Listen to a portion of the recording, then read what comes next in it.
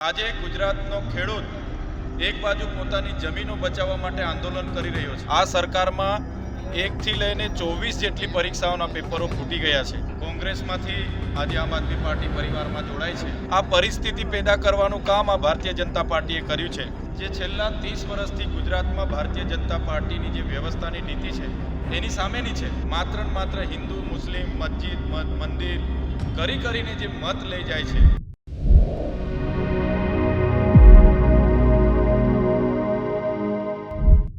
નમસ્કાર, તમે જોઈ રહ્યા છો ગુજરાત પ્લસ ન્યૂઝ અને હું છું મમલ। નર્મદા જિલ્લામાં રાજકીય સમીકરણોમાં એક મોટી હલચલ જોવા મળી રહી છે।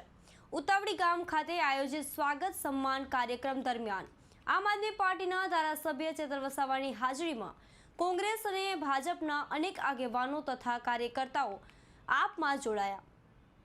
ઉતાવળી ખાતે આયોજિત કાર્યક્રમમાં ચેતર વસાવાએ માત્ર નવા કાર્યકરોને પક્ષમાં આવકાર્યા જ નહીં, પરંતુ ભાજપ સરકાર પર પણ આકરા પ્રહારો કર્યા। વસાવાએ સ્પષ્ટ શબ્દોમાં કહ્યું કે તેમની લડાઈ છેલ્લા 30 વર્ષથી ગુજરાતમાં ભારતીય જનતા પાર્ટીની જે વ્યવસ્થાની જે નીતિ છે એની સામે છે। આ જોડાણ પાછળનું રાજકીય ગણિત શું છે અને ચેતર વસાવાએ સરકાર પર શું પ્રહારો કર્યા, આવો સાંભળીએ। આજે તિલકવાડાના ઉતાવળી ગામે નવનિયુક્ત જિલ્લા પંચાયતના પ્રમુખશ્રીનો સ્વાગતનો કાર્યક્રમ હતો અને આજના કાર્યક્રમમાં તિલકવાડાના બારિયા સમાજના આગેવાનો એવા મહેન્દ્રભાઈ બારિયા, દિલીપભાઈ બારિયા અને એમની પૂરી ટીમ, તાલુકા પંચાયતના સદસ્યો સહિતની ટીમ કોંગ્રેસમાંથી આજે આમ આદમી પાર્ટી પરિવારમાં જોડાય છે, જેમનું અમે સહર્ષ સ્વાગત કરીએ છીએ। અમારી લડાઈ જે છેલ્લા 30 વર્ષથી ગુજરાતમાં ભારતીય જનતા પાર્ટીની જે વ્યવસ્થાની નીતિ છે એની સામેની છે।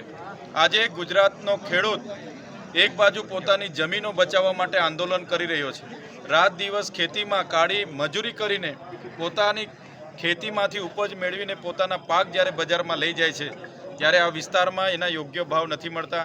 આજે અહીંનો ખેડૂત પોતાના દીકરા દીકરીને પેટે પાટા બાંધીને ભણાવે છે। આ સરકારમાં 1 થી લઈને 24 જેટલી પરીક્ષાઓના પેપરો ફૂટી ગયા છે। હમણાં નીટનું પેપર ફૂટ્યું ત્યારે પણ લાખો વિદ્યાર્થીઓના ભાવિ અંધકારમય બન્યા છે।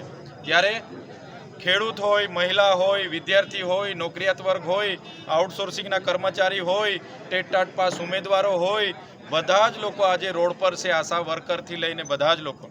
આ પરિસ્થિતિ પેદા કરવાનું કામ આ ભારતીય જનતા પાર્ટીએ કર્યું છે।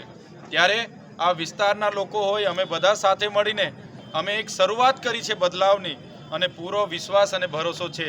જે પ્રકારે ધીરે ધીરે અમારા આગેવાનો બધા એક પછી એક જોડાઈ રહ્યા છે। આજે મહેન્દ્રભાઈ હોય, દિલીપભાઈ હોય, એમની પૂરી ટીમ આ વિસ્તારનું પ્રતિનિધિત્વ કરે છે। આગળ પણ અમે બધા સાથે રહીને કામ કર્યું છે। ત્યારે આવનારા દિવસોમાં જે આ વિસ્તારના લોકોના પ્રશ્નો છે એનું નિરાકરણ લાવવા માટે અમે સૌ સાથે મળીને આગળ વધીશું। અને જે ભારતીય જનતા પાર્ટીએ માત્ર ને માત્ર હિન્દુ મુસ્લિમ મસ્જિદ મંદિર કરીને જે મત લઈ જાય છે ત્યારે એની સામેની અમારી બદલાવની રાજનીતિ છે અને ધીરે ધીરે અમે આગળ વધી રહ્યા છીએ। ત્યારે આજે આ કાર્યક્રમમાં જે પણ લોકો મોટી સંખ્યામાં જોડાયા છે એમનું સન્માન સાથે અમે પરિવારમાં સ્વાગત કરીએ છીએ। એમનું માન સન્માન જળવાય, એમના અનુભવ અને એમને વિશ્વાસમાં લઈને આવનારા દિવસોમાં નર્મદા જિલ્લામાં સારામાં સારી સેવાકીય પ્રવૃત્તિ થાય એ રીતે અમે સૌ આગળ વધીશું। ચેતર વસાવાની વાતથી તમે કેટલા સહેમત છો, શું વિચારો છો, કોમેન્ટ કરીને અમને જરૂરથી જણાવજો। અત્યારે માટે બસ આટલું જ। નમસ્કાર।